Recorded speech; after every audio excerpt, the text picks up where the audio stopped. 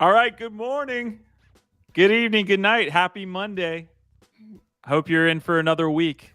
Strap on those seatbelts, keep the arms inside the vehicle, inside the ride that is Web3. I'm sitting here with Gift Dead. I almost called you Gift Dead. Biggie Poppins. What's up, brother? Dude, he's wearing the WAGMI United jersey. So we got some breaking-ish things happening with What the happened? WAGMI United. We're about to find out. I just thought it was a WAGMI kind of day, so I want to wish WAGMI today. It's not WAGMI today. We're not WAGMIing. Not for the Red Devil holders. I will say that. But Quantum Variant, Matty Man, Nox Darkness Prodigy, good to see you guys here again on a Monday, August 14th in the Web3 and NFT industry. We're going to give you all the news you need. If you want to find out what's happening in the industry, in the different sectors, we're here for it, because we're going to touch on art, we're going to touch on gaming, we're going to touch on European soccer clubs. We were just all over the place. So I'm going to start with Biggie, then I'm going to get to... What's up, Giff? Go ahead. Well, I was going to say, and we're going to do it all in 1 hour, apparently, allegedly. True. We're going to try to keep these to a hard 1 hour. Now, we know you guys got places to be, so we're going to try to do that for y'all. Whether it actually happens, I don't know. Biggie, nice hat, nice jersey. What's up, brother? Thank you, sir. Well, I need to find out. I don't know, dude. I was gonna call you Gifted. Your label is Gifted also. We got two Gifteds. Yo, there's two Gifteds today. What's going on? I was like, yeah, okay. WAGMI, fucking WAGMI. That's all I got to say. Yo, now this is gonna fuck with me the whole time too. Okay, it's updated. But I was gonna say I'm a little bit upset, frankly, that Biggie's coming in with the WAGMI jersey, like getting all the attention. I thought rocking my Avagachi ugly sweater for the first time, looking like I was going to a Barbie fucking premiere, was gonna get all the love and the attention. Yeah, and instead I get shown up, of course, by the man, Mr. Biggie Poppins. I just, the only difference here, Giff, is that this is now vintage. This is an old school already. Good way to put it. This will go for many a ETH down the line. You're actually not wrong. The rug of the project is actually going to lead to an increase in floor price on the jerseys. Guys, we're going to get This is not copium. We're going to get to this story that we're kind of hovering around, which is that WAGMI United is on the verge of rugging. We don't know exactly. Some like heavy investors that was all a part of like what originally got the project. I don't think they even sold out, but got them close to selling out in the first place, was how many big individuals were involved in this Crawley town acquisition, this WAGMI United project. And now we're seeing that it is slowly just going into the abyss, along with deteriorating. Yes. But anyways, there's some good news to talk about today. We will get to some good news, I promise you. I know Gifted loves to lead off with positivity, so we will have some positive news, some housekeeping to get to. But again, this is NFT Live. We host these shows every day at 1 p.m. Eastern, right after we get off the GM Web3 Morning Show on Twitter Spaces, which Gifted hosted this morning. Packed house this morning, Gif.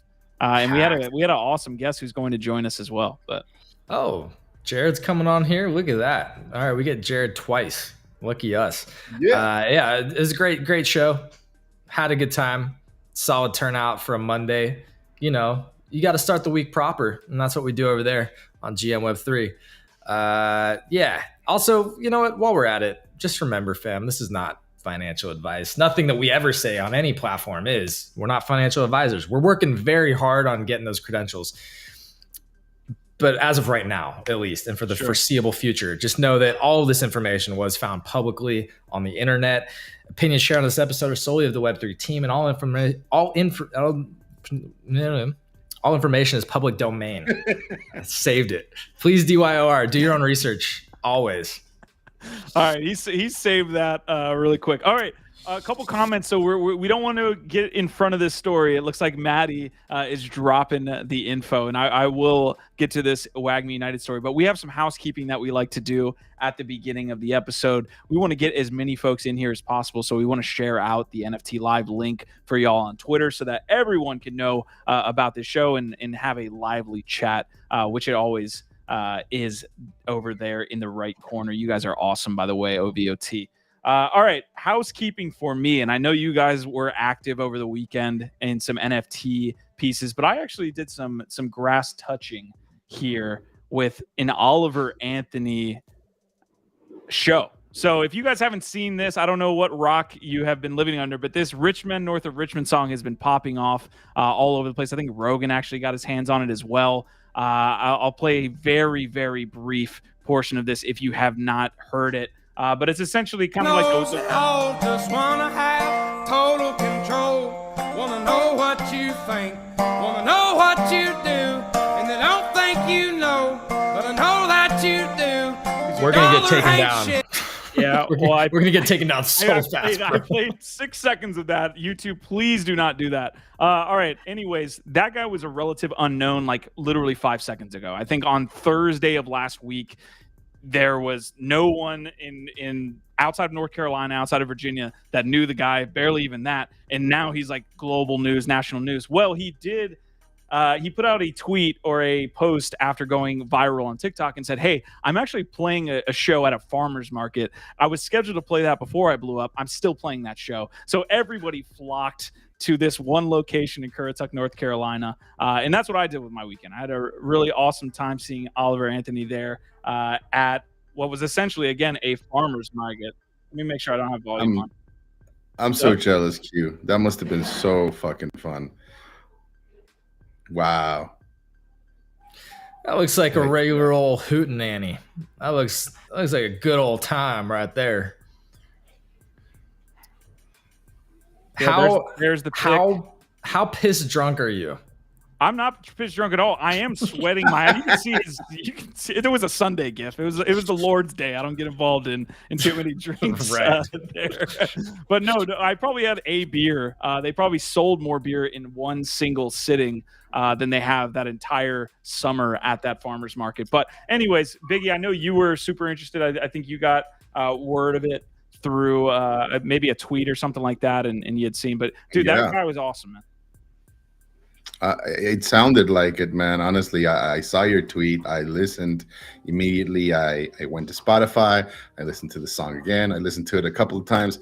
I too went up to the mountains. There was no music for me, Q, but it was nice. It was a good addition to my playlist, and I really enjoy finding people like that, especially. I don't know.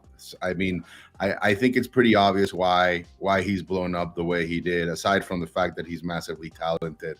But I think the lyrics say it all, right? And it's very poignant. And I love it because it seems to me like, you know what they say, tough times creates tough people. And I think you need people like that to kind of like wake up, you know, those that are still sleeping and to recognize that this ain't normal. All right, Biggie, I love those takes, by the way. It was one of the most visceral things I've been a part of here in like the last year or something like that. Just having everybody in the feeling and the vibes around why he was so popular, right? Because he obviously touched a chord within the American people, at least a good majority of them. So it was a really cool experience. You know, best of luck. Who knows where the guy goes from here, but he's being shown on like every. I thought you were gonna come on board him onto Web3, Q. To be honest, I was like, he's the next guest. Yeah, NFTs, next week he's gonna be in our show. Play live. Shout out to Squash. All right, Gif. Anything that you did over the weekend here, whether it be Web3 or touching grass related, folks? We're gonna get into the news real quick. Just let's see it.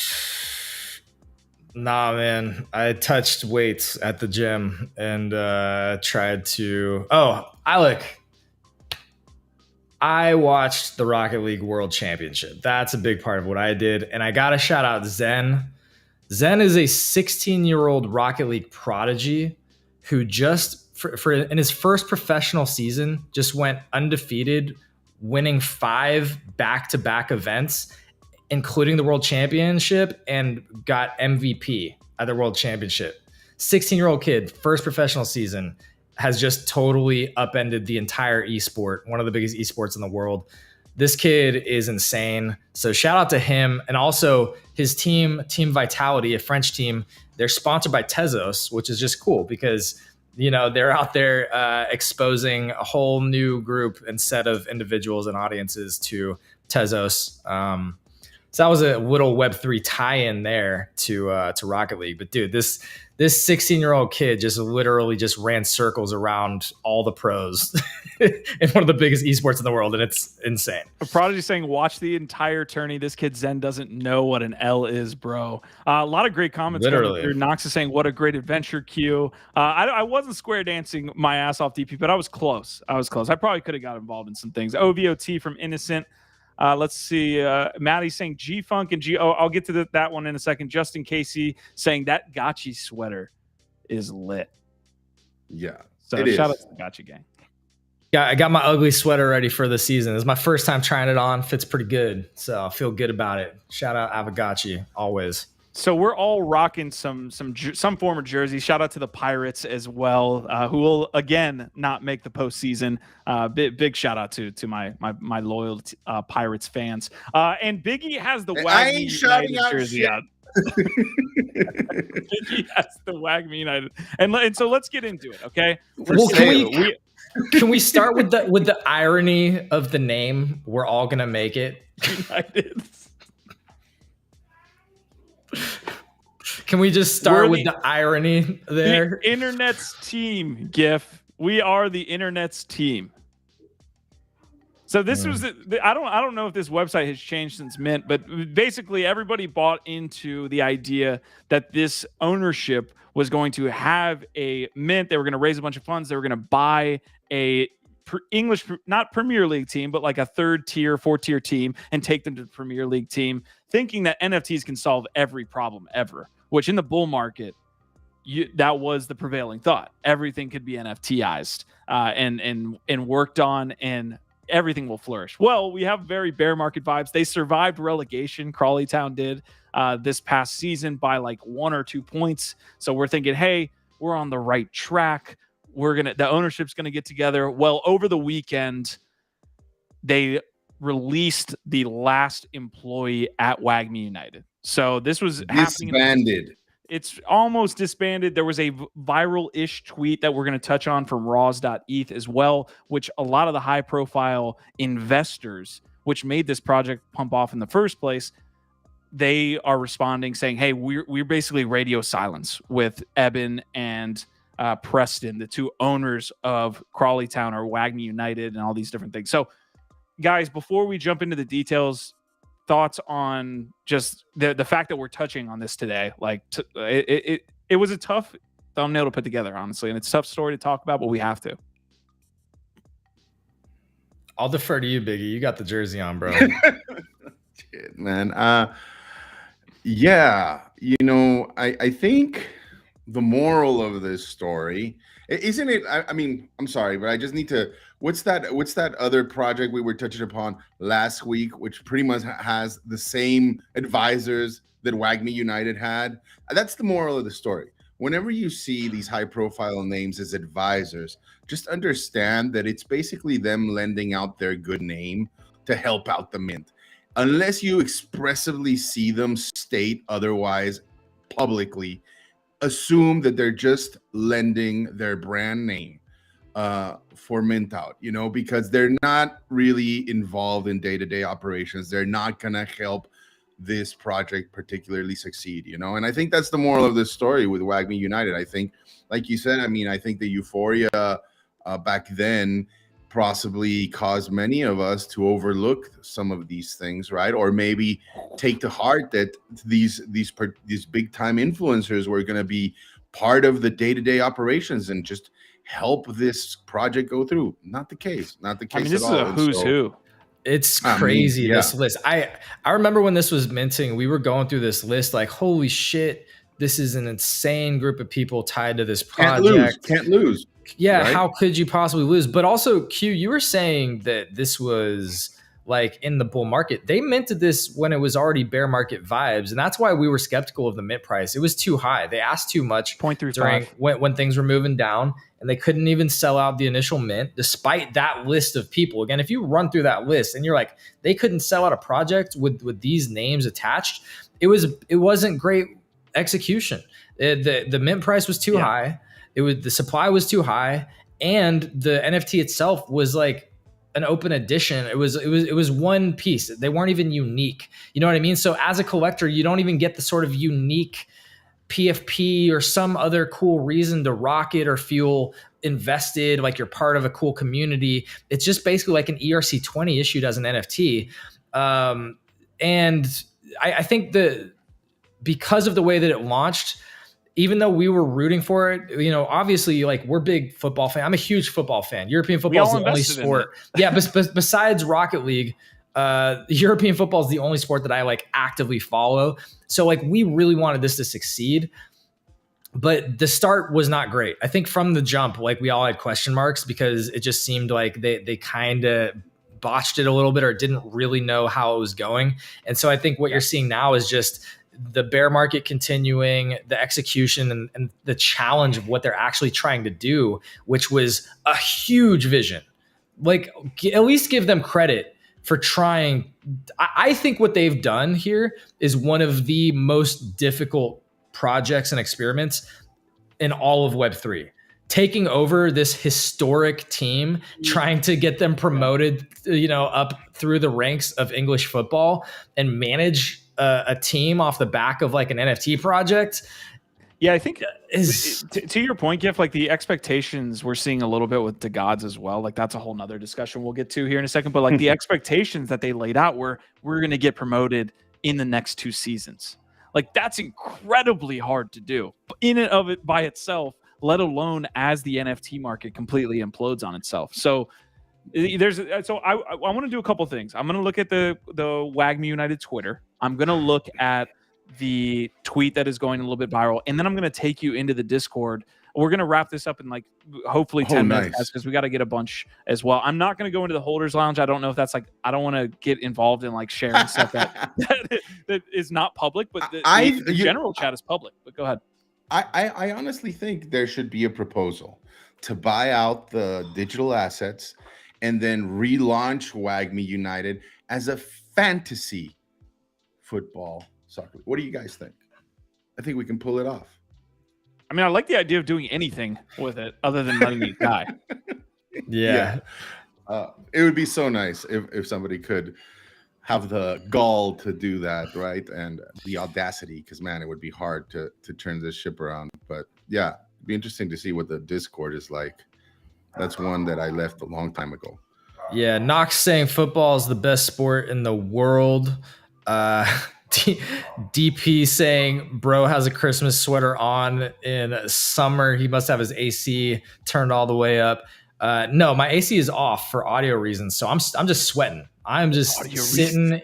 I'm just dripping. You're cutting sweat. If you could getting smell into fighter's weight. Okay. What I got going here, bro. Okay, moving on from Gifted's pits, let's get into the tweet that went viral. So Raws obviously was experiencing this event over the weekend.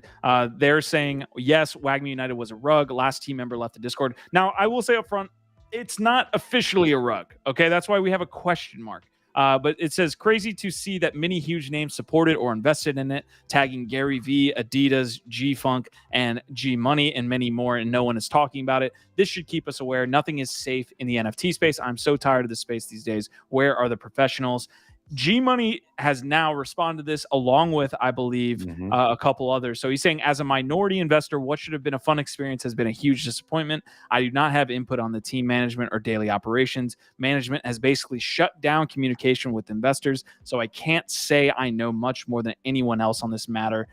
G-Funk, with a response here saying, I'm in a similar position. I was unaware that this was happening. I am happy that the WAGMI team was able to deliver all the merch.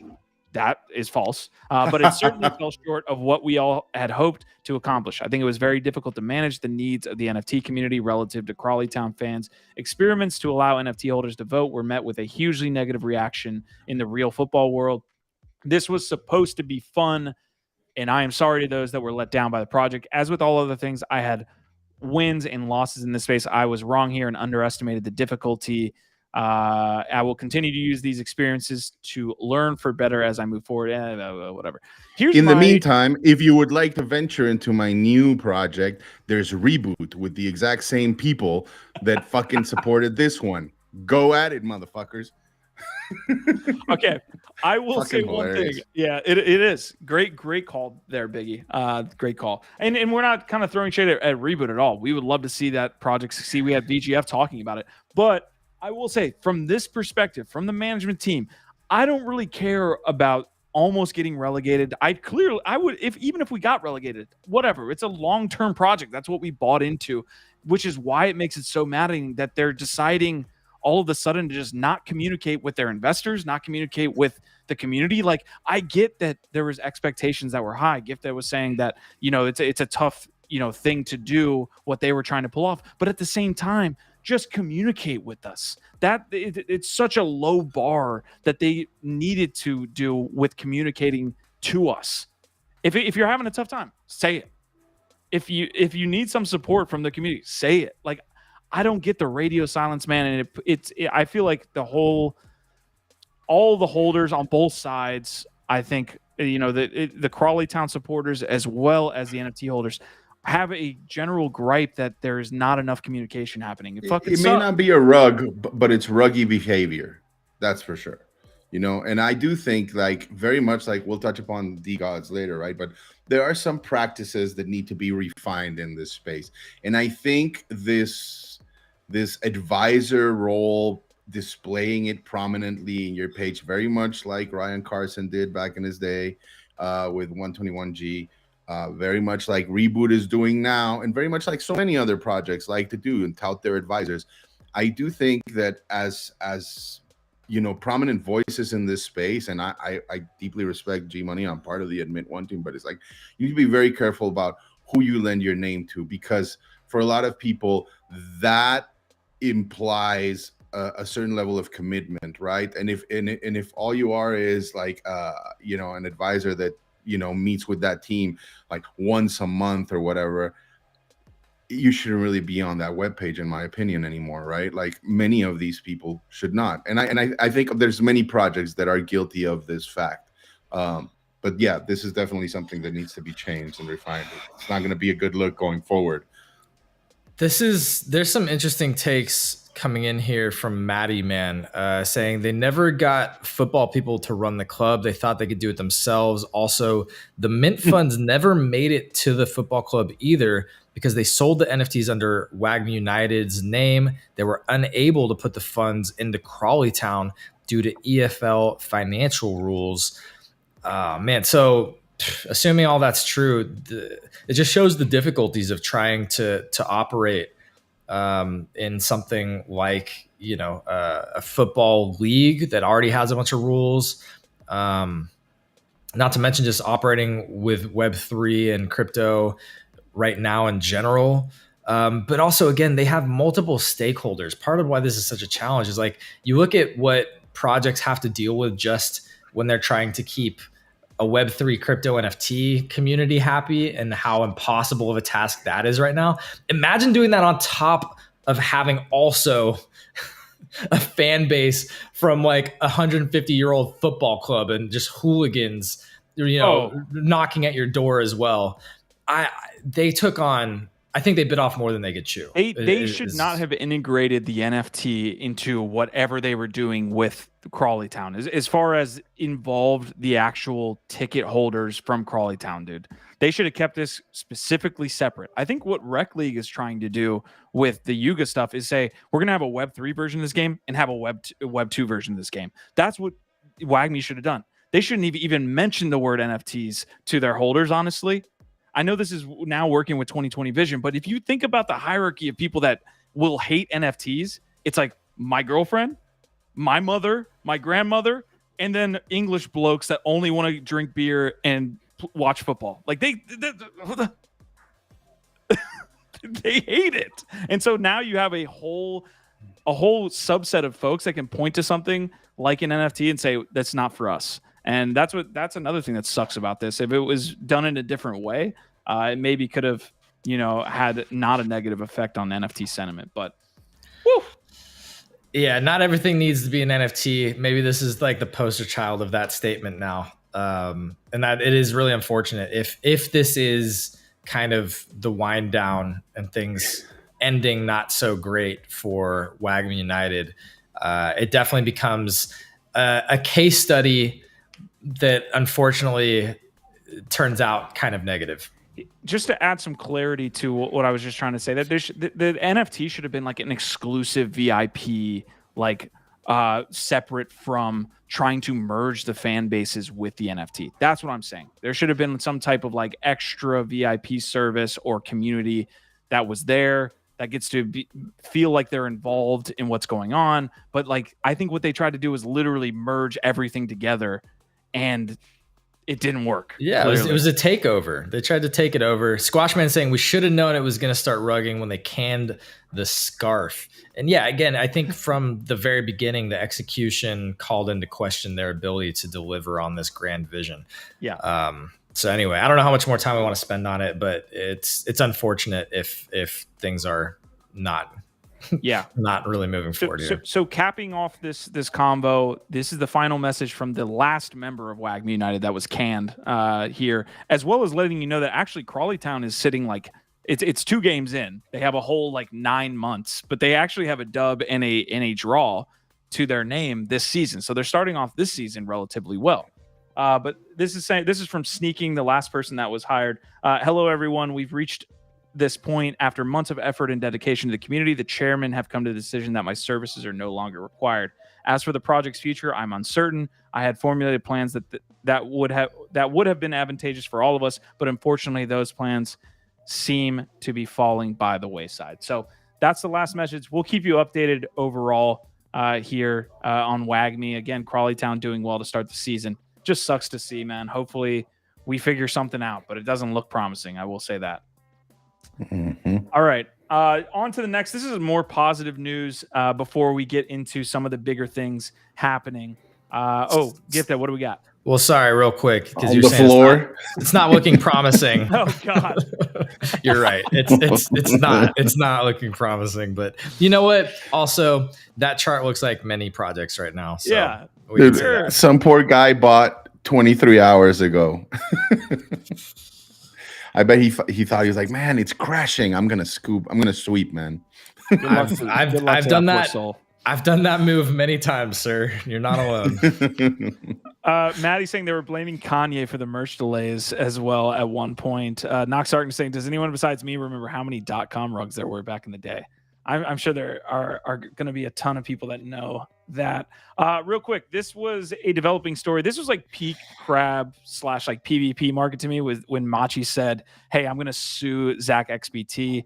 Here, this is a tweet from about an hour ago saying, I'm withdrawing my defamation suit. Zach has many times in the past been of great service to the crypto community, and pursuing legal action against him was a last resort, but not the right path. I appreciate that Zach has made important amendments to his article, and we have mutually agreed to move on from this matter. Thoughts, fellas?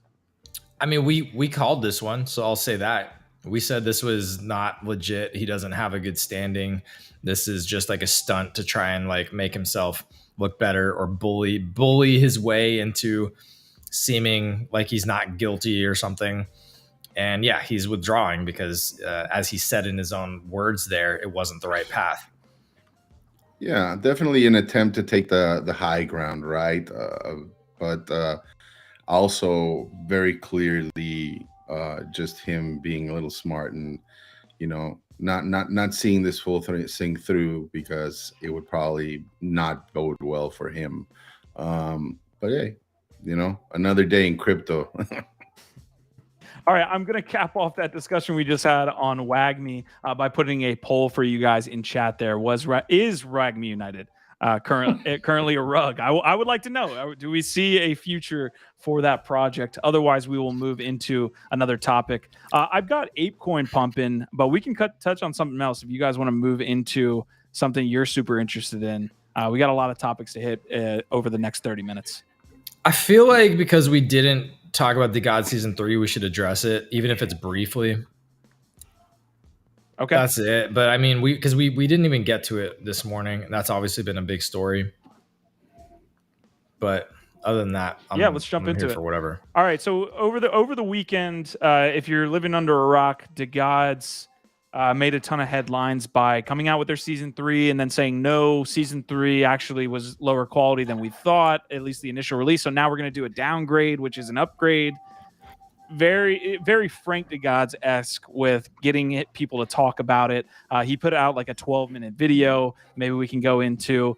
I'll show off some of the artwork as well. But overall, interested in y'all's takes in chat. Interested in y'all's takes up here.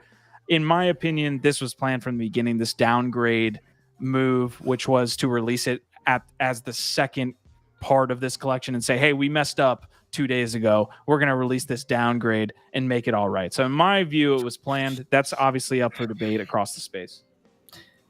Yeah. I think I think the most important thing here, and we touched upon it last week, is that it's very clear that this this hype cycle tool that Frank has been relying upon heavily is starting to fade. It's not working as efficiently anymore, right? And that's unfortunate, but it's the truth. It's like you cannot keep adding disclaimers every time you launch something, and you know, as catchy as we tried some shit is, eventually your audience will catch on and tire of that stuff, right? And I think this is kind of what we're seeing here, is that, and I'm glad, like, you know, I mean, not because I wish DeGods any bad. I hope they do well, and I have seen some of the downgrade art, and I thought like the Medusas are pretty cool. Like there's some cool stuff there. But I think just the way it's been handled, and more importantly, like the way the community has responded, I think for future projects, for other founders that might have had this particular approach as a roadmap, you might want to rethink that, right? Because the space does catch on to repetitive, you know, shenanigans pretty quickly. You know, I mean, maybe not so quick, but they do catch on eventually. And I don't know. I don't think it's going to work as well going down the line. Yeah. So there's a lot to try and unpack here, because people have been talking about this. It's been hyped up. It's been the biggest combo over the last week or two. But I'm going to try and just like share my thoughts briefly, because again, I really don't want to spend that much time talking about it. But I think, you know, a lot of people are looking at like, oh, Frank DeGods, he named himself after Frank Ocean. It's not his real name. And Frank dropped a fake album, so he did this on purpose, and he had this whole thing. No, I don't think so. I think what he did was because he knows that the likelihood of there being a negative reaction is obviously there, he had a bunch of other things that they've been working on and like backup plans. So if it didn't go well, he already had like one or two kind of like contingencies. That's what I think happened. And the reason why I feel so confident about that is because of the negative fallout and reaction, how it's impacted floor price. And most specifically, the thing that's like the biggest indicator that this was not planned is the female DeGoddesses. Because I do not think that he would have actively fucked with all the women in the space like that, where it's like he rolls out something that's not well received and then takes it back and says, we're not going to do female DeGoddesses now. We're going to go talk to more women and try and get that shit right. I don't think you do that shit as like a joke. You know what I mean? Like, Like, there's to no me, female DeGods? No, they that's part of the pivot. There's a whole pivot around this. That's what I'm saying. Like, no, I thought I saw some. No way. Initially, there was going to be. And then they stopped them and said, all right, we're going back to the drawing board on the women. There's no women for now. We're going to go talk to more women and get that right. So that's why I'm saying, like, I don't think you plan that shit out. Wow. I think that he goes into it saying, the way that this goes, we better have some backups and, you know, some back pocket shit, because this could go wrong. It most likely will go wrong, because that's how it goes. So that's what I think it was. I think it was just being prepared with some contingencies and being able to pivot quickly and iterate, because he's smart enough to do that. But I don't think that he purposefully like did a fake out and had shit go badly. I don't think that was on purpose. The other big interesting convo that I think is coming out of this is the difference in approach between founders of this super like overhyping things to the point where it's like you almost can't succeed. He said he's gonna break the internet. That's the term he used. Exactly. He said he's gonna break the internet. He made all kinds of promises. Like, I think at one point he said there's gonna be nothing paid. It's, you know, there's no new mint, no paid. And then obviously there was the dust payment aspect to it. So like, there's this approach that Frank has been really good at, quote unquote good at. I don't know if a lot of people would agree, but he's been good at capturing hype, hyping things up to like an extreme level, getting all the attention, getting the conversation going, but then oftentimes kind of missing those expectations versus what Yuga Labs and does, which is where they don't hype really much anything. They just kind of drop it. And then there's also the Luke and Nets approach, which is where you just do these much smaller drops at a higher interval. Instead of like one or two big drops that you just spend months hyping up and people waiting for, he just does these like smaller, you know, maybe once a month or every couple of weeks, these much smaller drops, but it's like incremental growth, which seems to be more healthy, and you don't get this big crazy volatility spikes and all this type of shit. So there's these different approaches that you're starting to see amongst founders, and a lot of people are starting to feel like maybe this crazy hype cycle shit isn't really sustainable. I don't know if it's actually good for the project or the community, because what you saw with this situation was a lot of like long time holders, the hodlers, a lot of people exiting, and that's not a good thing for your community. Whether that's legal or moral, to be honest, is a question to be thrown out there too. Because what happened was, like, okay, let's go down the conspiracy theory that he did fake this. What happened was this initial botched launch led to, like Gifted is saying, a bunch of people flooring their assets and like losing a bunch of money. The floor went down. I can show it here. The floor initially went down to about the levels it is now. So we had like an initial, maybe a pump off. Hey, the downgrade is going to be much better. Well, we're at those bottom levels again, sitting around 6.2 right now. So you can see 33% down in 7 days. That's real money loss for a lot of these holders. Hell yeah. And look at the owner distribution yet. It's still very concentrated. It almost feels to me like all projects, like, to be worth their salt in this space, NFT projects, it's almost like they need to go very much like the markets. Like they need a flush, like whether it's a FUD cycle or like a botched launch or something, like they need to be able to go through and weather a storm and actually garner support at the bottom, especially when they are this concentrated, like when it's such a few amount of holders that basically control all of the supply, right? Like, what the unfortunate thing that I'm not seeing is that there's no new buyers, right? Like there's no new distribution there. I don't know. And and we know that that's the biggest issue in the space right now. No new people, no new liquidity coming in, more people leaving. And unfortunately, this event just creates more of that momentum where it's like more of those awesome community people that were probably amazing to have in the community end up leaving.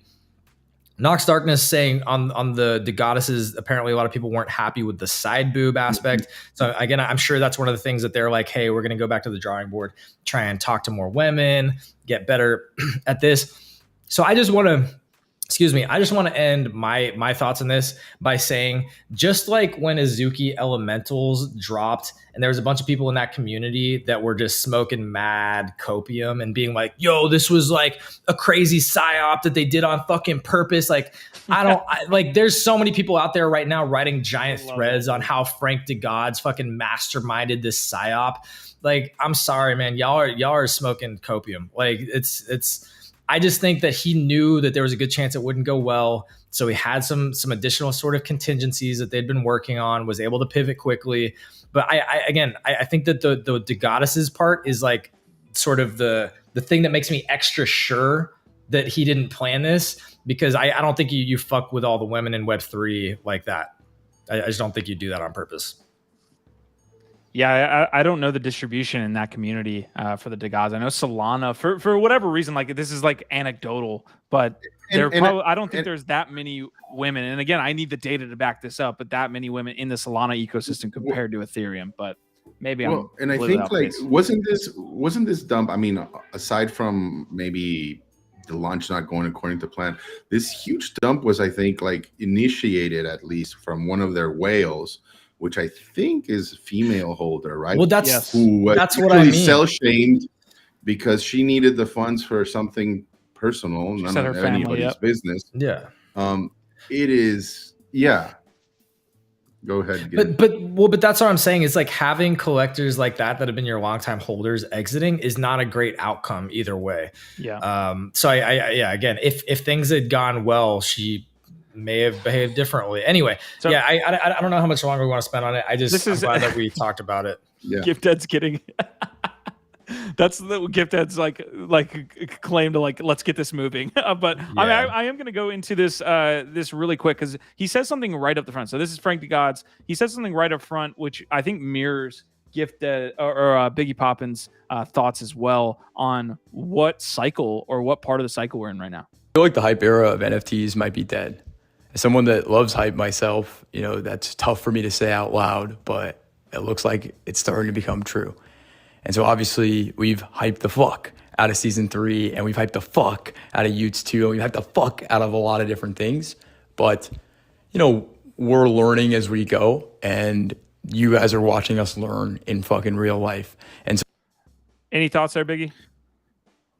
Yeah, I mean, honestly, I chuckled a couple of times watching certain parts of the video. Like, again, he's very good at, like, you know, he's got a sense of humor.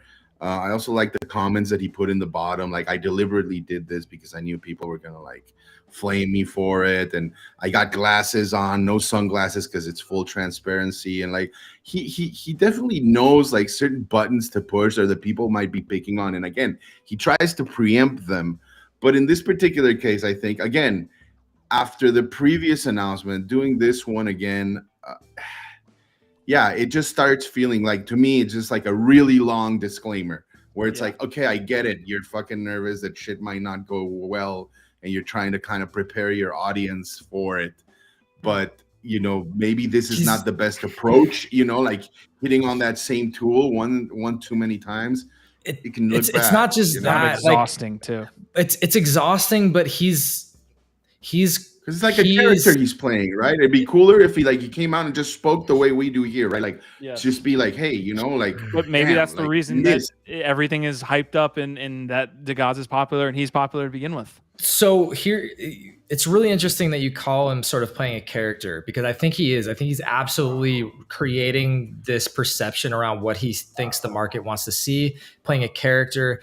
And I think the challenge, though, is that he's setting these expectations the way that he's running things right now, that the community basically at the end of the day is by and large dictating everything. And if you're trying to be a founder and lead a company, you have to have a vision. You have to have a confidence in your vision for where things are going. And right now it seems like he's wishy-washy based upon whatever the community feels. Dude, the sentiment, that was weird. The sentiment of the community, bro, is going to change all the time. So that's what made me. Frank, if you're seeing this, man, like, stop, like, and I saw some other people saying this too, like, just kind of stop caring so much. But like, dude, you have got to take full control and leadership over this thing at some point, instead of kind of outsourcing the approval to everybody else of the vision for where DeGods is going. That's what I see here, is that this expectation now is that, like, oh, if you don't like what we do, don't worry, we'll change it all up. And it's like, bro, you might have just spent fucking months or a year plus investing into something, and then you're just going to turn around and say, oh, we don't believe that that's actually the right thing to do anymore because the community said that they didn't like it. That's what makes me think this was faked or this was planned, is like he knows better than to just go at the whim of what crypto Twitter or what NFT Twitter thinks about what they're building. That has never been the case for them. So why do it now? Which is why I think he kind of showed his cards with that statement. So we're kind of speculating here. Biggie, it's the crux of it. Like, and then we move on. I think it's the crux of, like, you know, like being it's okay to say you listen to your holders, right? And a lot of communities do that, and it's important. But a leader also needs to show conviction, you know. And unfortunately, to Gift's point, in this particular case, it does seem like, you know, he just succumbed immediately to the pressure. And man, I mean, they still haven't even delivered like the particular roadmap or what this whole project is going to be about. It's just the art, right? Like I would have liked to have seen a little more conviction in the artist and what they worked on for so long. And him really just saying, like, this is it, right? Where, you know, instead of listening to a couple of naysayers that we all know usually are a minority amongst the larger population, right? In a community, it's too bad, but I still wish them well, and we'll see what they do to turn it around.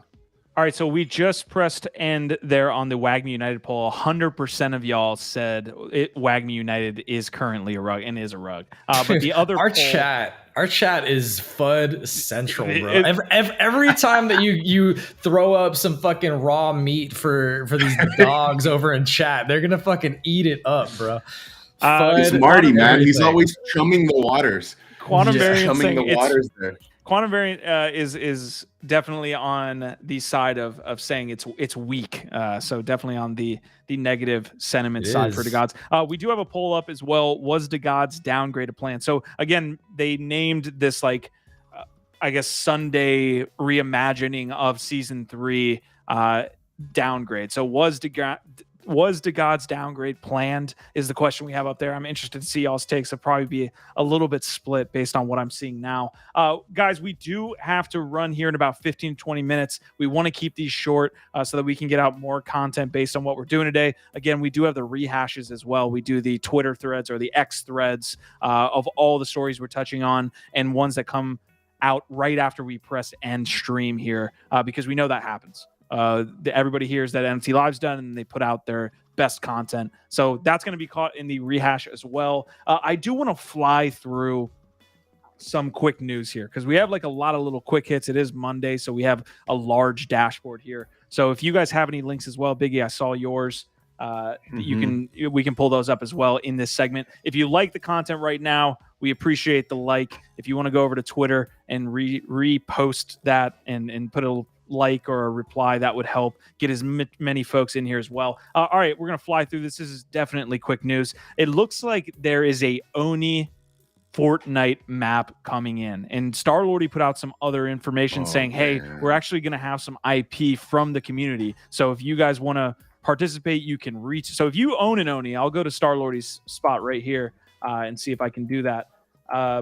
If you own an Oni, this would be great. And you know I'm about y'all and I'm about the community because adding you guys to this means I actually have less of a chance to win this. But let me make sure I get to the right post from Starlord. But he's saying community members will be a part of this. So he says, first version of our Fortnite map is almost done. Gonna give holders a chance to have their PFPs immortalized for millions of viewers. Select holders will get first access to the map before we go global. So exciting updates there from Star-Lordy and Oni Force. The floor is sitting around 0.72. So we obviously love the Oni Force. We love the Enclave. Any thoughts here on that quick news, and keep them brief? It looks amazing. It looks cool. I wish I played Fortnite and was any good at it. Well, I think one other thing that we haven't hit on is Nike.swoosh recently rolled out their like rewards for the people that were participating in linking their Epic Games account and playing the .swoosh Nike Fortnite map. So something else to be aware of. If you're a .swoosh member, you might have some rewards. I need to check mine. I have not even I'm gonna try and pull it up right now actually while we're live. Okay. But yeah, look, it's exciting. They're sharing, they're developing in the open, right? They're sharing process. It's great to see. I'm very excited for Oni Force to have a legit Fortnite map. Who knows what this actually does for Oni Force as a brand to cross over and bridge maybe some gaming, new audiences to help them discover the IP. It's definitely cool that they're integrating some people's assets into it. I'm just excited for it. Yeah, it's going to be a first look or like a first really in-depth look at the Enclave as well. I'm excited for like that lore to be built out in Fortnite, right? Because it's going to be a spot where we can get immersed into whatever they think the Enclave is looking like these days. So I'm excited for that. All right, next quick hit. This is a very quick hit. I just want to drop this in chat. I always like seeing like different X tips and different posting tips here. So this is for y'all when writing a thread from GVan. So I dropped that in chat if you want to take a look. If you're a thread writer, it might be of benefit to y'all. Doodles had a open pop-up here. I believe this is in Asia. So you can see this store is highlighting different Doodles IP. I thought that was relevant to share to y'all. I like Doodles where it's at right now, floor price wise. I think everything's, as we know, completely eviscerated there. But sitting around 1.4, 1.5, they're doing a lot of really cool small touch points that we always touch on here on NFT Live. And I think that's going to benefit them long term. This one's all right. Ethereum is home for DeFi. Bull Bear looks like there's total value locked there, or actually DeFi active users. Even though it's on the decline, it far surpasses a lot of the other chains you can see there. BSC, Polygon, Arbitrum, Optimism, and Avalanche. We need to add some other layer 2s to that as well. Let's see. Biggie, you're going to want to touch on this. Here's my achievement. Yeah, real quick. Biggie, you're going to want to touch on this. Bitcoin Ordinals went 100 to 0 real quick. What went wrong? It looks like we finally get kind of like a maybe a lagging indicator here of like what's going on in Bitcoin. I think we called this maybe a month ago or 2 months ago when we had Mark on. He was saying like, hey, like it's a little bit overhyped right now. I'm not doing anything, I think was his terms when it came to Ordinals. Yeah, I think, you know, for people that have been in the Bitcoin space, like it was kind of like an obvious thing. Regardless, it was welcome with open arms because it brought a lot of attention, and I think well-deserved attention. I'm not saying like Ordinals are going to be completely useless. I just think the approach at the moment has not been the best, and I think there's other tech coming down the line that we'll find out about soon enough that is better suited for NFTs than the just raw ordinal infrastructure that we're using right now. And so, yeah, let's see what happens. Okay, I've got Jared waiting the wings, but let's touch on the dot swoosh piece here, Gif. Unless yeah, you got on Ordinals briefly, we definitely called this. We saw the hype was overhyped and that the rare sats were kind of a bunch of nonsense being marketed, you know, in different ways.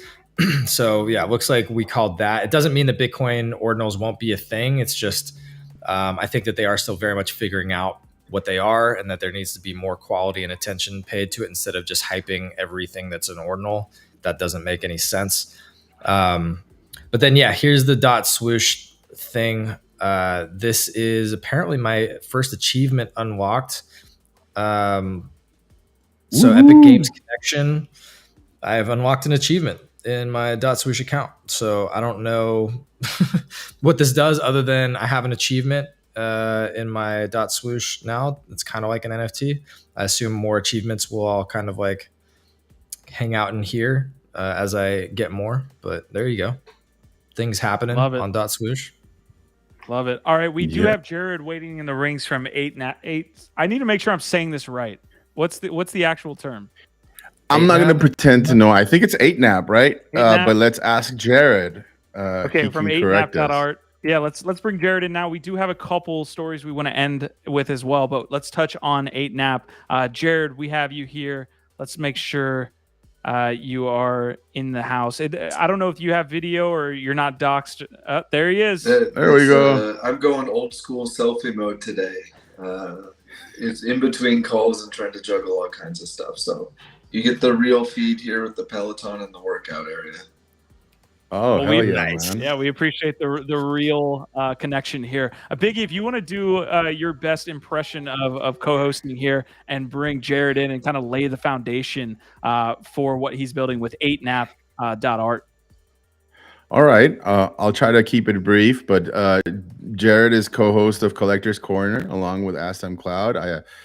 It's a great resource for information regarding the generative and the art space in crypto in general. He's also a proof buddy of mine. Helped me acquire my first squiggle, day 0. Thank you. I did not know those existed back then, but he showed me the way. And Jared is now launching his own project called 8nap. Is it pronounced 8nap, Jared? That's one question we all had. It is funny. Yes, it is 100% 8nap, and I can back into what that means. It's essentially it's acronyms. N stands for noble because I want to have a noble approach to the space. A is for abundance because I want to create an abundance of opportunity for everyone involved, and P is prosperity so everybody along for the ride can enjoy the prosperity together. I love that because you're building your values into the brand, the foundation, right? You know the values up front. You're not trying to reverse engineer like What is it? Why do we matter? You have a very clear vision, is what that says to me. So that's cool. And what Biggie's talked about is for 2 years, I've been in the background helping with Collector's Corner, helping people buy squiggles and other generative art. And I felt like, we didn't touch on it earlier today, but I've been building silently. Biggie was very complimentary with the Rick Rubin reference, but I'm here helping people, and I feel like now is the time to really come out and support people in a very public fashion. I think you could totally rock a Rick Rubin beard, by the way, Jared. Just saying, just putting it out there. The only way I'm getting a Rick Rubin beard is if I buy one from the costume store. You can't see it, but I have like bald patches all over the place. So it's like I haven't quite gone through puberty yet. Yeah. Marty saying Biggie has a day 0. I'm jealous. I too am jealous, Marty. And DP, some light roasting over here. The 5 o'clock shadow of Peloton in the back is giving dad vibes. Are you a dad? This is the important alpha people need to know. 100% dad. I got 2 boys at home. It's 1-year-old and 4-year-old. So I'm surprised you don't hear them in the background, the little hooligans.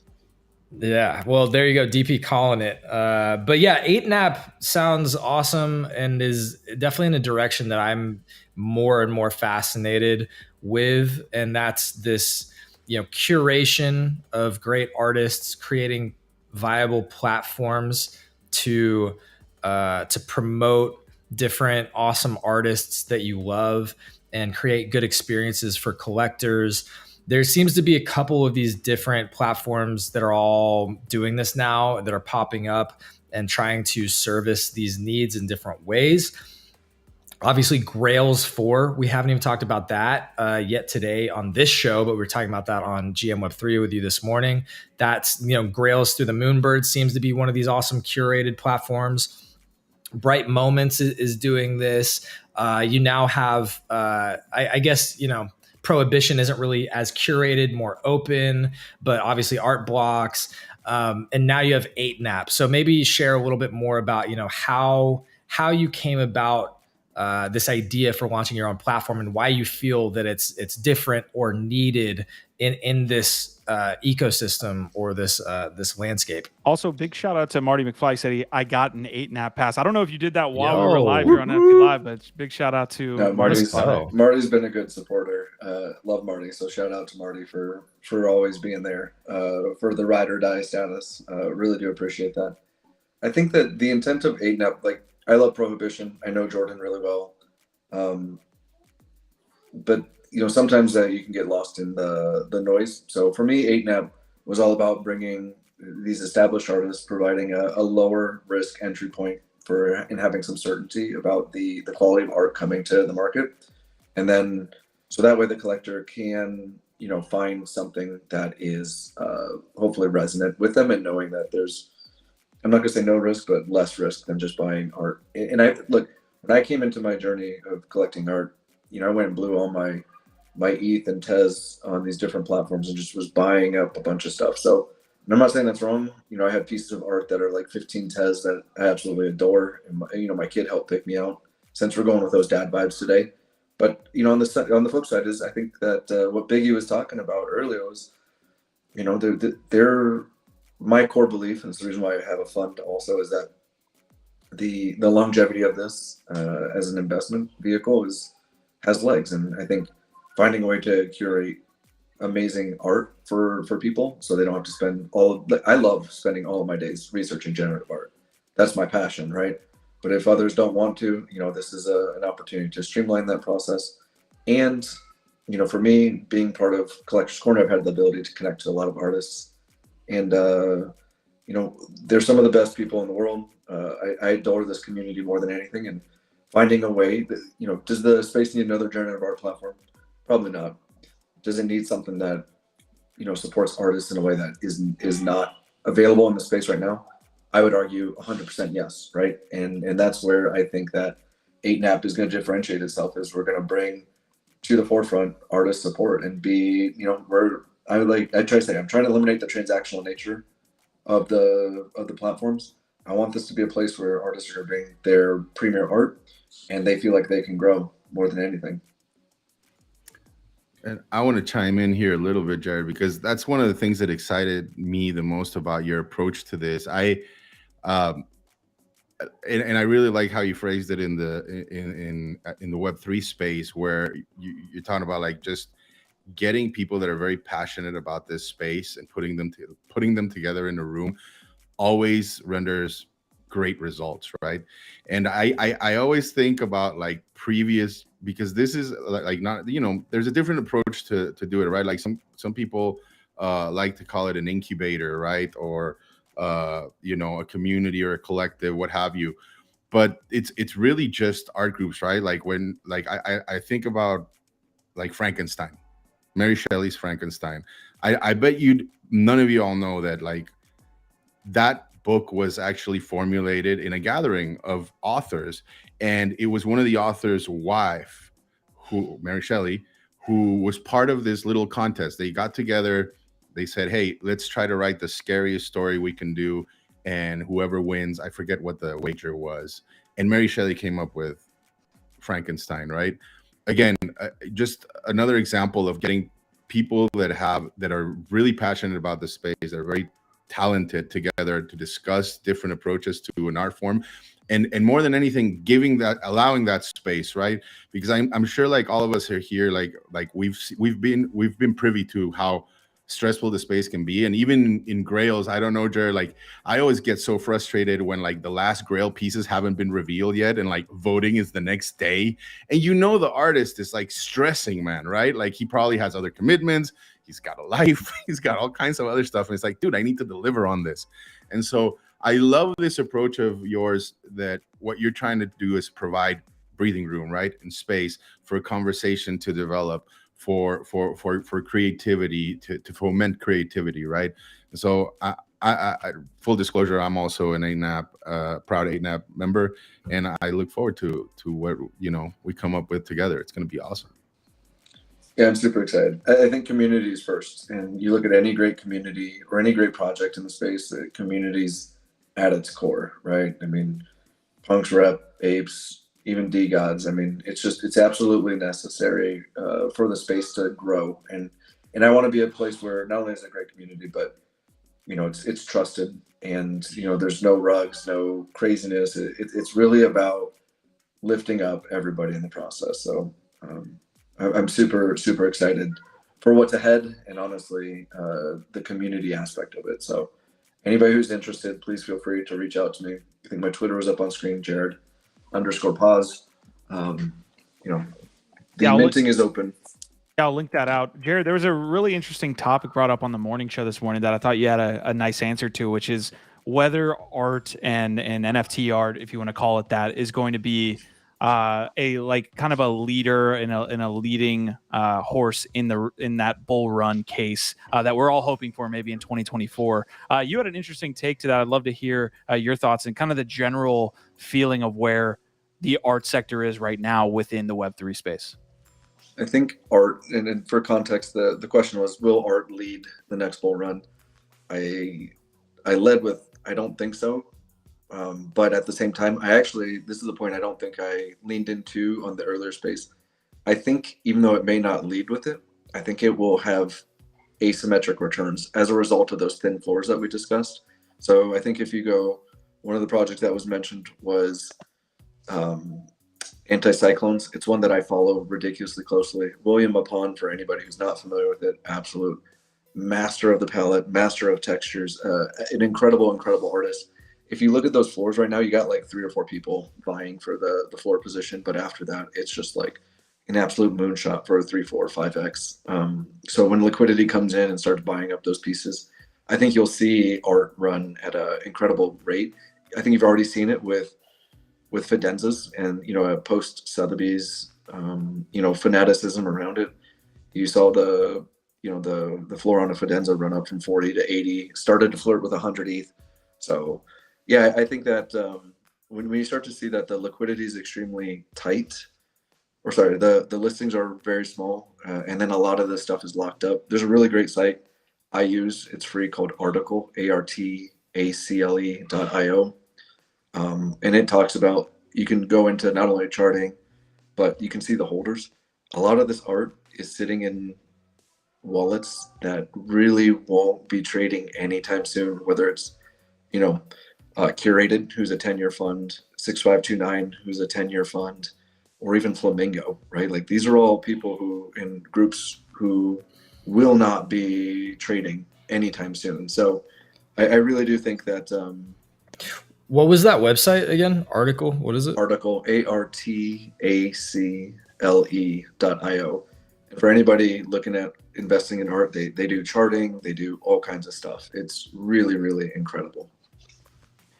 Last question I have for you is going to be around Collector's Corner as well, because I'm assuming you guys do this weekly, but drop any details related to Collector's Corner. I know there's a lot of people that want to get involved or want to be kept up to date with what you guys are seeing on that front, being on the front lines. So yeah, drop some info on that. So Collector's Corner is a generative art focused, I'll call it media group. We do weekly market updates where we recap not only what was dropped, but what is being dropped, and we identify some opportunities in the market. We also want to be a resource for everything generative art. So you can go to anything on your most popular podcasting platform, and if you're thinking about investing in generative art, we do these things called project deep dives, where we try to break down the traits out of all the collections and explain them to you. Some really cool ones like Artist Came On, so you can actually get the artist perspective on it. But it's really about giving you the tools necessary to invest intelligently within generative art. There's a Substack, a newsletter, Twitter, collectors_XYZ. So, just trying to do the good work there out in the generative art space and bring a little bit of, like we said, a noble approach to this and try to give people some confidence in the space and making the investment. Because like, I know Biggie talks about a squiggle, but the floor is about 10.5 ETH. I mean, I don't know, we're all pretty fortunate in the space, but that's still 20 G's to a lot of people. It's a big investment, right? So it's part of the reason why I've been helping people out with squiggles in particular. You want to find the confidence. So when you buy it, just like Biggie talked about, hey, he's proud of his day zero, right? Like, you want to be able to, and again, you're looking at my beautiful face right here, but usually it's a bold squiggle that I have as day zero too, right? I hunted it and stocked it for 8 months before I bought it. So, giving people the tools and resources to buy confidently, that's kind of the end goal. Yeah. And I feel like that's a great way to sort of put a fine point on this part of the show, right? So if you are maybe not super into the degens, flipping animal JPEGs, and you want serious art collectors, you might want to check out 8nap.art, because that's what I really appreciate about you, Jared, Collector's Corner, is that y'all are serious. Y'all are like really, really serious about collecting fine art, generative art, and you get that from all the dad vibes and the Peloton. If nothing tells you that this guy's serious, the Peloton should let you know that the man is serious. But yeah, we appreciate you coming on and sharing with us. And dude, I don't know how to get in yet. I don't have an ETH sitting around right now, but if I could be in it, I would be in it with y'all, because I bet it's going to be a great journey. The good news is, since it's highly curated, the mint will be open for a little bit. So if you do happen to overturn your digital couch cushions and find an ETH lying around, let me know. Anybody who's out there who's interested, let me know. Like I said, I'm trying my best. Very nice. All right, Jared, we're going to move on into the remaining part of the show, because we do have to get out of here in the next 5 minutes. One small question. Yeah, okay. Real quick. DP is asking, is Jared hiring? I will connect both of y'all. I don't know the details around that, but DP, I'll connect with you afterwards and potentially get you in touch with Jared here. Yeah, I was just going to ask Jared, because we were talking about Ordinals right before you hopped in, Jared. And I'm curious to hear your thoughts regarding them. I don't think I know what your take is on them. I have not bought any. I'm still on the sidelines. I think that I wanted to have a little bit of staying power and stickiness before I hop in. And full disclosure, I'm only investing my fund's money right now. Right, so I have an obligation to my LPs and investors to do due diligence. Now I do have like a little 8 basket, because let's all be honest, we're all a little bit of degens at heart. But the generative art that I'm looking at on Ordinals is a little bit more than I'm comfortable gambling with, at least from an investor's perspective. So no, I am looking at the Root Sound. I forget his actual project, but first generative art pieces on the Bitcoin Ordinals is the one that has my attention right now, and that's the one that I'm tracking very, very cllosely. But I still think it's still 0.2 or 0.3 Bitcoin. So again, it's not for the faint of heart. It's not to say I'm super degen-y with 0.2 or 0.3 Bitcoin. I said ETH, but Bitcoin. It's still a significant investment. So it's something I'm tracking very closely, along with AI post photography stuff. So there's a couple that I'm playing around with, but I haven't taken the leap yet. Awesome. And I did catch the tail end of your conversation about how it went from 100 to 0 real quick. I think it's the same concept for me, right? Like it's got to have some staying power before I'm gonna jump in there. It's just kind of what my gut says. Yeah, you have to be extremely early to benefit, I think, from something like that Bitcoin Ordinals. Like if you're in those first 500 users, you probably have a really good outsized chance to do well. But if you're going to be in the middle of that wave, it's very risky, very dangerous, to your point. 100%. Yeah. All right. Thank you, Jared. Again, we're going to link out to 8nap. We're going to link out to Collector's Corner. We linked out already to your Twitter profile, Jared. So if you want to stick around and talk DGen Ape NFTs with us, you can. But if you got to run, I know you have some calls today as well. DP had it right on point. I have to go help out with the little dudes because they are not in school right now. So we're down a nanny for today. So I've got to go relieve my wife and her angelic efforts for today. So I'm officially on the clock once I leave. Awesome, man. Right on, Jared. Thanks for dropping by. Thank you guys for all the support. It's been awesome. Thank you. Heck yeah, man. Right, later, Jared. Right. That was cool. And yeah, dude, the difference between that guy versus the degens talking shit on Twitter about gambling on PFPs is so different. That's I just wanted to paint the difference. There's PFP gambling on Blur and on Twitter, and then there's what he's doing, which is highly curated investment fund, high end generative art. And that's the why do you want to go in there? It's because people like him are very, very they've got funds. People are funding them to invest in art. This is a very different thing from just gambling on JPEGs. To what you're saying, that was the initial utility of Proof Collective to me. When I looked at Proof Collective, the amount of highly motivated, just high, not high, I won't say high net worth, but highly intellectual folks that are doing it over there. It's second to none. And it's again long-term games with long-term people. That's that's the way I would describe Jared and Proof. It's I think we will see that in this next bull cycle. Once it ends, you'll see that a lot of people are going to go and hide out in some of these assets that I don't think you'll see come down to the prices we're seeing these days ever again. Okay, Squashman saying cheers Web3 DGen dads for the win. Marty's asking a question after Jared leaves. I don't why did you wait that entire time to then ask how many Nakamigas does he have? But Gift, let's go ahead and move on. But what do you got?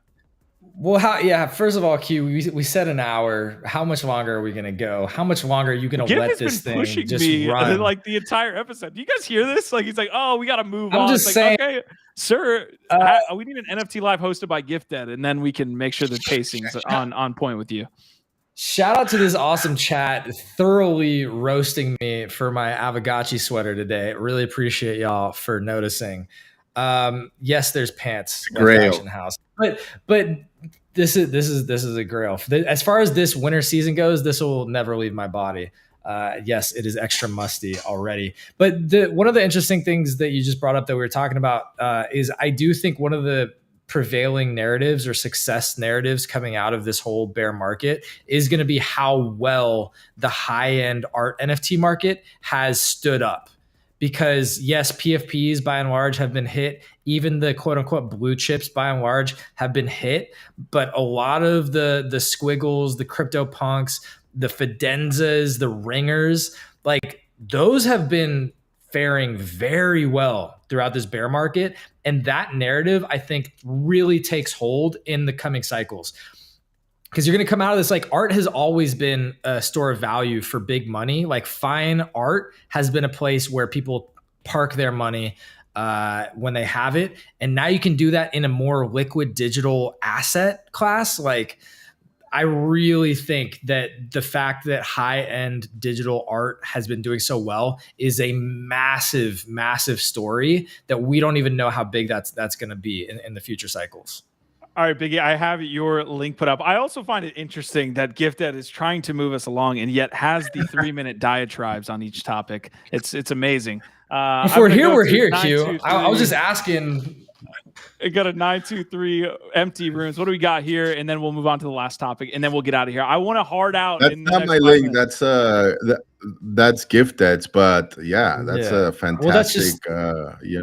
Oh, okay. Yeah. Sorry. Quick hit. Art blocks, bright moments, generative art drop. Since we're talking generative art, apparently Casey Reese is really legit. We were hearing several people talk about how legit Casey Reese is this morning. I'm not super familiar with them, but I'm excited to learn more. But just know that that's minting now at artblocks.io. So that's it. That's all just launching today. And I'll drop that in chat as well. And then I do have the Boys of Summer, Biggie. There you go.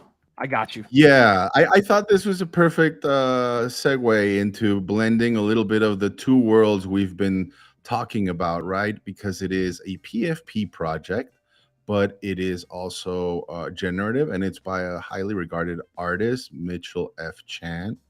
And it'll be minting, I think, on the 16th.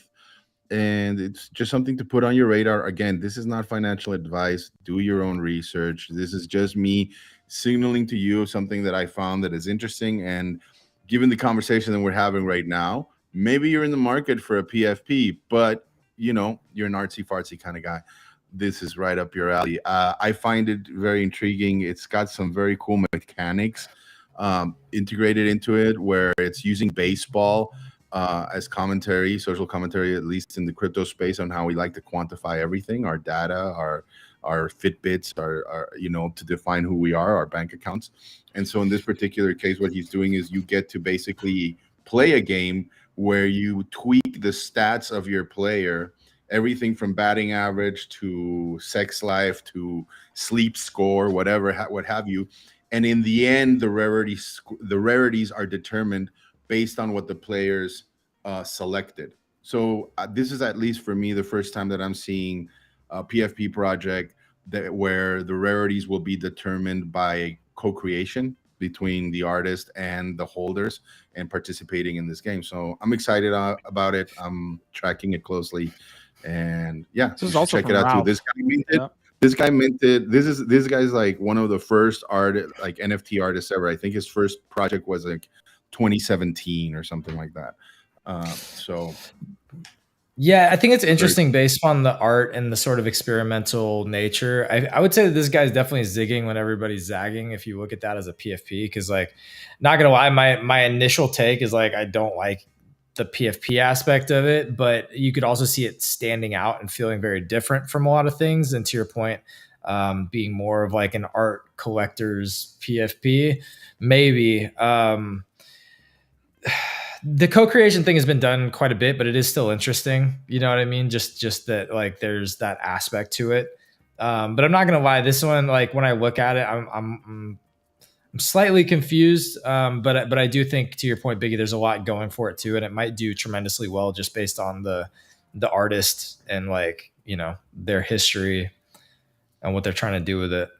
All right, we got to close out the episode here in the next 2 minutes. We're going to end here with a Yuga Lab show. Breaking news, though, OPEP hangs are starting to trade on the secondary market. It looks like one of the first ones went for 4.7 ETH.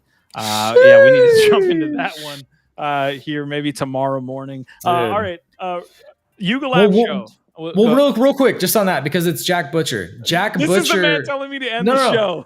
Well, this is news. If you didn't know, Jack Butcher was one of the last revealed artists on Grails 4, which is a really big deal. Jack has established himself as the artist of 2023. Nobody has killed it and knocked it out of the park this year other than him. Yeah. So congrats to Grails 4 and anybody that got in on that. And geez, if you got an OPEP hang or you're holding OPEP ins, like they just keep, he's doing work, man. I would love to have Biggie Poppins on here talking Grail Season 4 again as that starts to get released. Also, Tomorrow. Speaking of Biggie Poppins, yes, Moonbirds. I don't know if we got an oddities update from Gift Dead as well. No. Are you kidding me? Okay. Gift, dude, what does it cost you? Just fucking sign into the Discord. Nothing's gonna happen. Nothing. Yeah. No your wallet won't get drained. All right. It's Vulcan authentication. I have to hit this story. Go ahead, Gift. Go ahead.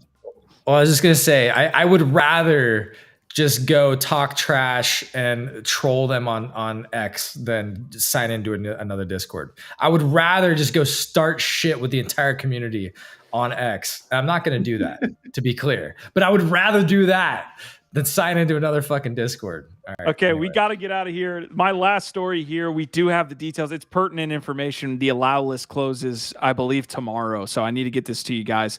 ApeCoin is up off Rec League NFTs. Apparently, we got 200,000 signups potentially on this mint list. That is going to close again tomorrow. We finally got some good buy pressure. Apparently, in news that the Rec League sale is going to be essentially a sink for ApeCoin is apparently driving this upward. We will look at it here. I'm going to do a very quick update. So allow list closes August 15th, pre-queue August 17th. You can see the prices for the different boxes there. Of course, Yuga assets are going to be dropped as well for those people who own Bored Apes, Mutants, Kennels. But let's briefly watch this on the way out. Why don't we do that just to save time? I appreciate you guys joining today. Again, we're gonna leave with that Rec League update if you're ready for that. But this has been a fantastic another episode of NFT Live. We had Jared Pause there from 8nap. Excited for that one. Collector's Corner, all the good stuff. Just giving us the updates on generative art. We appreciate it. But we do have to run, folks. We want to keep these short for y'all. Short-ish. Gift Dead, Biggie Poppins, y'all were awesome. Excited to see y'all tomorrow. Man, what a fun time. As always, I look forward to our next meetup tomorrow, Tuesday. Today was an exception for me, but I enjoyed it thoroughly. So I will see you tomorrow. OVOT, fam. Yeah, thanks for roasting me in the comments today. I'm glad that my sweater was received positively. Shout out Avagachi again for the love. And I don't know, that's it, man. OVOT. I'm excited to like Rec League looks kind of cool. I don't know. So I'm excited to watch this. That's it. Let's cover Rec League and some of the updates tomorrow, too. So this is the details. Again, appreciate it. We will be here tomorrow on the GM Web3 Morning Show on the Web3 X Spaces there, and then we'll follow it up with NFT Live, just like every other week. We appreciate y'all. Our vibe, our tribe. Smash the like. WAGMI, motherfucker.